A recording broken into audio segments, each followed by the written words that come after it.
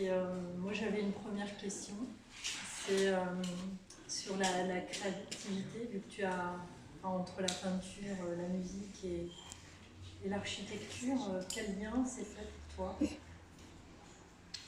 dans un premier temps? C'est une bonne question. Bonjour,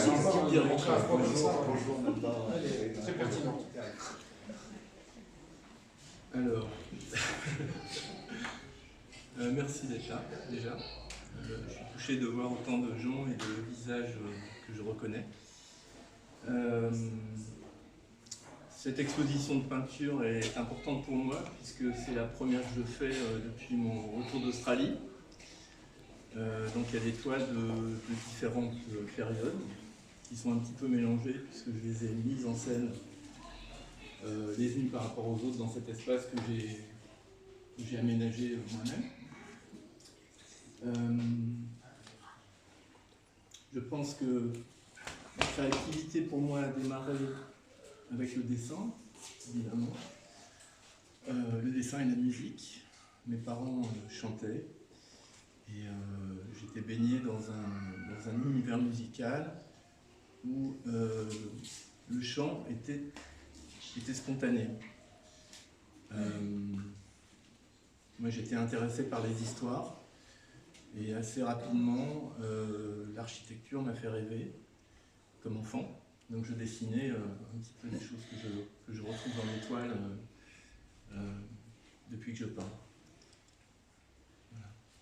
J'ai eu, à 15 ans, j'ai rencontré un personnage très important pour moi qui était mon professeur de piano, qui était un pianiste aveugle, qui m'a enseigné les rudiments du blues et du jazz. Et là, j'ai découvert l'improvisation. Enfin, j'ai découvert. Disons que j'ai trouvé un espace d'improvisation avec quelqu'un qui me permettait ça. Quelque chose qui était libre pour moi. Donc ça, c'est vraiment le premier pas vers l'improvisation qui est ce qui m'intéresse dans les trois dimensions, la musique, l'architecture et la peinture. Et du coup, quand tu peins, tu pars en improvisation, c'est construit, comment se fait ton travail?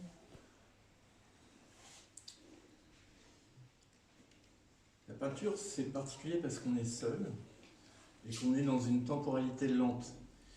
En tout cas, moi, c'est comme ça que je la fais, la peinture. J'ai un pinceau qui est petit. Et quelle que soit la taille de la toile, j'arpente la toile avec ce pinceau, quel que soit le temps que ça me prend. Ce temps m'intéresse. Dans la musique, on est pris dans la rapidité qui est plus complexe à maîtriser, et surtout la musique pour moi c'est jouer avec les gens. La peinture c'est solitaire. Ma peinture est architecturée parce que j'aime les systèmes formels, j'aime les langages, les symboles, et l'improvisation je la trouve dans le sens où je commence une toile sans vraiment savoir ce que je vais faire. Et la toile me renvoie quelque chose qui est une matière pour moi, pour continuer une histoire, pour improviser. Et donc, voilà, en fonction de mes humeurs, les toiles me reflètent généralement là où j'en suis intimement. Je ne m'en rends pas compte tout de suite, mais c'est après coup, je le vois. Et je laisse souvent les toiles très très longtemps sur le mur parce que mon regard change. Et ça, c'est un luxe d'avoir une sorte de forme qu'on a fait et avec laquelle la relation va changer. Donc c'est une improvisation lente en fonction d'un mouvement personnel sur une durée lente. Voilà. Tu pourrais peut-être nous parler du rapport à la couleur, parce que c'est quand même assez présent dans ton rapport travail. à la couleur et le rapport au matériau, si je peux m'exprimer, parce qu'en tant qu'architecte, il y a un terrain, vous dites que vous avez aménagé l'expo, oui. Il y a quelque chose qui demande explication peut-être? Sur le lieu? Sur on parlait de couleurs, Ouais. il y a un discours entre les toiles et les supports, peut-être. Ouais, ok. Alors la couleur, ma couleur est intense. Je me nourris de cette saturation. Elle me confronte. J'aime bien cette intensité. Elle est difficile à dompter. Elle m'impose des choses. C'est dans cette imposition que je trouve de nouvelles possibilités. Évidemment, j'aime les couleurs. C'est une sorte de matière pour boxer, quoi, en fait, pour se confronter à sa puissance. J'aime trouver des harmonies et des rapports harmoniques entre les couleurs, mais qui sont entre ces forces, entre des forces importantes. Faire du petit et du grand. Il y a aussi la présence du blanc et du noir qui est importante. Je n'osais pas le souligner, mais c'est vrai que ça m'interpelle. Le blanc, le contraste sur les fonds noirs, un contraste sur ouais, les fonds blancs. la présence de la. Le blanc, moi j'aime pas tellement le blanc au départ. Je le trouve trop pur, trop radical. Donc la première étape de la toile, généralement, c'est de supprimer le blanc. Bon, après j'ai évolué, mais je veux dire, le blanc pour moi est une sorte de dictature de la perfection. Je ne veux pas de ça. Je veux être confronté à quelque chose qui n'est pas clair, qui n'est pas aussi radical. Le noir, pour moi, est plus doux et il réveille la couleur. En tout cas, quand je vois les compositions comme les trois tableaux qui sont derrière moi, ça révèle. Oui, alors ça, c'est des premiers tableaux que j'ai faits dans les premiers. Et c'était aussi parce que j'étais assez timide. Voilà, la peinture pour moi c'est un apprentissage. J'ai démarré il y a 4 ans et demi. À chaque fois je me mets des nouveaux défis en fait. C'est un terrain de jeu. Là le jeu pour moi était un petit peu à l'image des vitraux, de trouver comment faire de la lumière et jouer sur la lumière elle-même de ces couleurs. Donc le fond noir était intéressant pour ça. Dans d'autres tableaux, il y a un fond noir, c'est pas la même chose. C'est que le noir est une volonté. Il y a une absence de quelque chose dans le noir. Et c'est ça qui me plaît. C'est qu'est-ce qui reste quand il n'y a plus de fond, Et je joue sur le noir pour que le noir devienne aussi un sujet en lui-même. Si je reviens à l'espace ici, le choix des murs, bon déjà le lieu, moi je le trouvais magnifique quand on est arrivé ici il y a 2 ans et demi. Donc je me suis dit, parce que ce lieu il est fait pour d'autres artistes, et d'avoir le choix dans les matières, ça permet de positionner les œuvres en rapport avec cette matière. Donc il y a du métal, il y a du minéral, il y a du bois, il y a de la peinture. Et en fait, voilà, c'est une diversité, parce que je pense que l'œuvre, quelle qu'elle soit, elle doit se faire aussi dans son rapport à l'espace. Et l'espace se trouve enrichi par l'œuvre, évidemment. Donc on ne peut pas... Moi, les galeries qui sont des murs blancs me glacent un peu. Elles font des toiles, des objets abstraits. Je pense qu'on est entouré par la matière, et l'art que je veux, moi, domestique, accessible à tous, moi je l'imagine dans un espace sur des murs qui ont déjà une vie, qui ont déjà une réalité matérielle.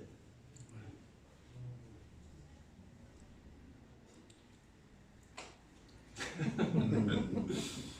Résonance avec le support, ok. Il y a des choses, c'est un reflet de ce que vous vivez en fait au travers de votre toile. Donc on a un kaléidoscope de couleurs, d'humeur. Moi, il y a des toiles qui m'ont beaucoup interprété, si je peux me permettre de m'en assembler. C'est des toiles en monochrome en fait. Donc là, moi, ça m'interpelle beaucoup. Votre ressenti en fait, par rapport à d'autres toiles ou au démarrage. Ça, ce sont des toiles récentes. C'est une période, quoi. Alors, c'est pas une période puisqu'elle n'est pas finie. C'est là où je suis. Maintenant, là j'étais un... Parce que il y a un rapport de temporalité qui est intéressant. Là, c'est dans une dualité entre le blanc et le bleu. Je peins avec deux pinceaux, un blanc et un bleu. Et je ne fais que couvrir du blanc avec du bleu, couvrir du bleu avec du blanc. J'ai deux pinceaux et je vais vite. L'autre importance, donc je vais vite, c'est-à-dire que quand je suis sur des couleurs, comme je suis quand même très précis, hein, j'ai pas, les tableaux sont très précis. Je ne jette pas les couleurs spontanément, je les mets en rapport. Donc je construis les choses. Et dernièrement, en fait, je me suis un peu libéré peut-être. Et j'ai commencé à raconter des personnages. J'avais déjà fait des personnages dans d'autres toiles, mais qui étaient plutôt des histoires de rapports entre des gens, de rapports entre des formes, de rapports. Moi, c'est ça qui m'intéresse, c'est l'espace indicible entre les personnes, entre les personnages. Il y a aussi des personnages qui sont un peu découpés, morcelés, parce que je pense qu'on fait l'unité de la personne quand on la voit découpée, en fait. On la restaure par la pensée. Et ça m'intéresse en fait de mettre l'accent sur des morceaux particuliers qui eux-mêmes vont avoir une autonomie. Comme quand on évolue dans l'espace, on fait des choses, quand on prend quelque chose avec une main, on ne pense pas à son corps, on pense à ce qu'on touche. Et en même temps, cet enrichissement de comprendre la main dans le rapport à la totalité du corps est très intéressant pour trouver une harmonie en soi. Moi, je fais de l'aïkido, et dans l'aïkido, il y a cette idée d'unité qui est très forte, que j'ai trouvée moi avec l'aïkido. Ma peinture travaille là-dessus. Sur ces toiles-là, il y a...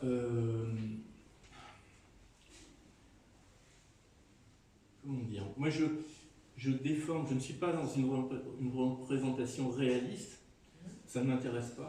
Je change les proportions, j'aime les disproportions en fait, puisqu'elles racontent des tensions, du poids, des masses, des intentions entre les personnages. Je ne cherche pas à exprimer ça dans la subtilité des couleurs ou des superpositions de couleurs comme dans la peinture classique. Ça peut être le cas. Moi, je me sers un peu de la caricature, peut-être formelle, en allant chercher des références auxquelles je ne pense pas d'ailleurs, que je connais un petit peu intuitivement.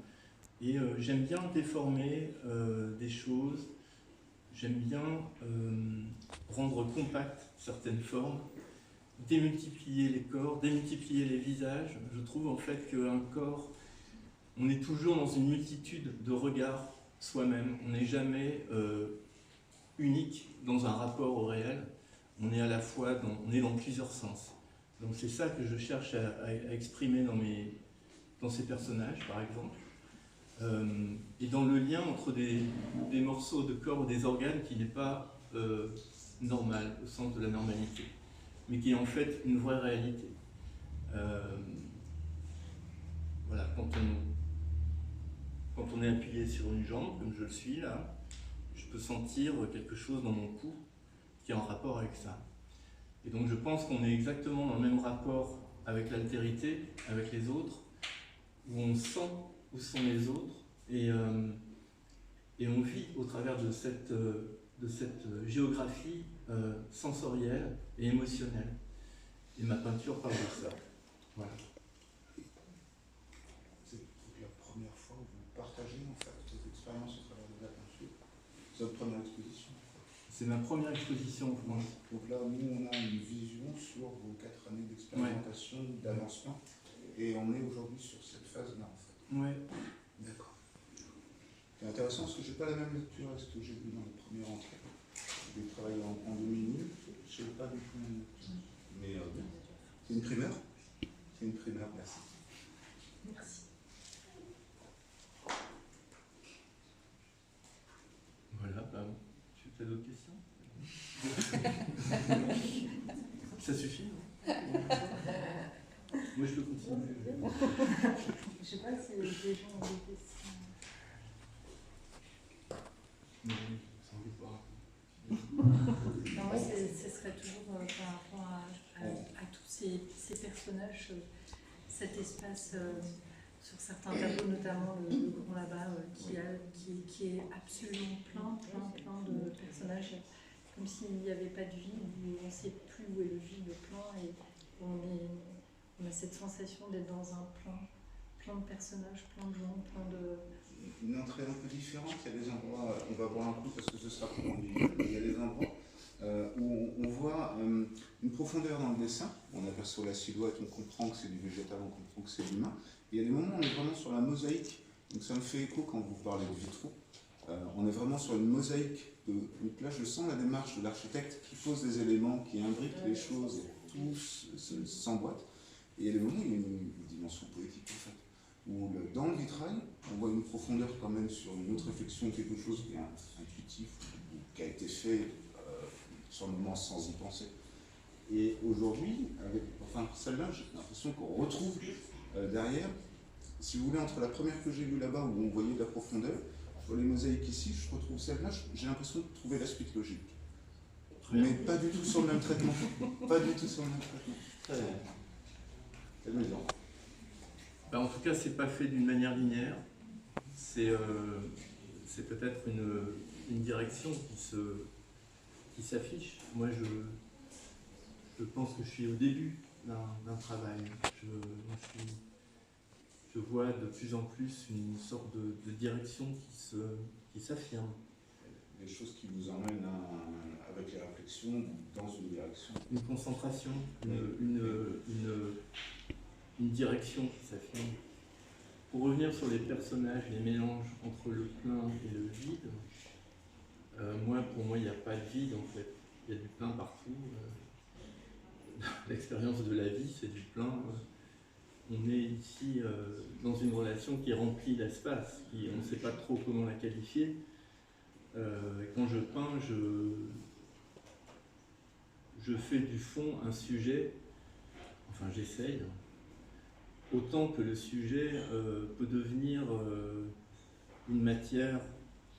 La décomposition de couleurs, c'est généralement une trace pour moi, parce qu'en fait je rajoute des couches. Donc il y a des couches de couleurs, il y a des couleurs qui étaient composées autrement, et que je recompose en les entourant autrement, en les superposant d'une autre couche.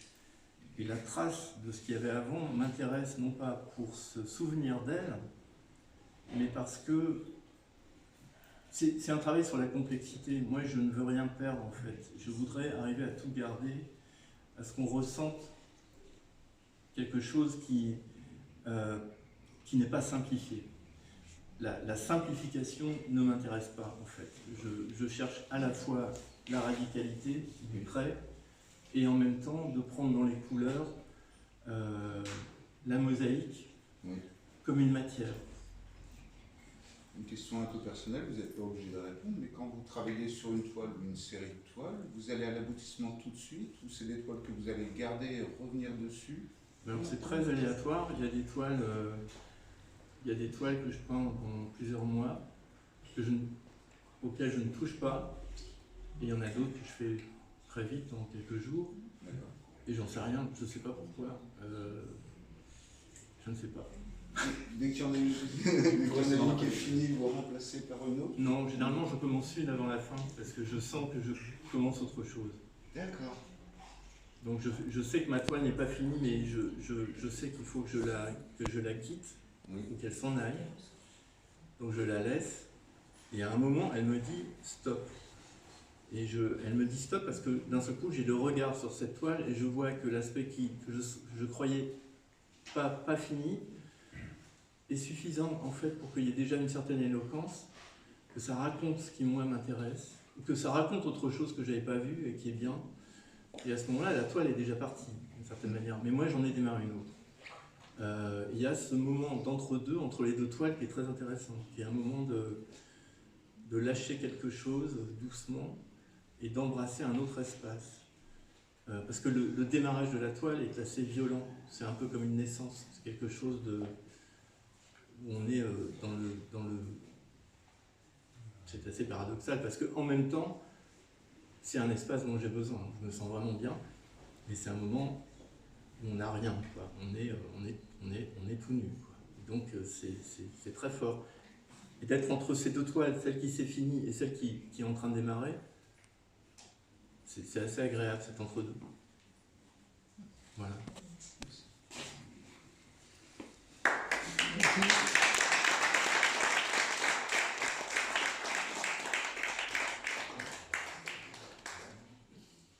Bon, merci de m'avoir écouté. Vous pouvez venir voir un verre.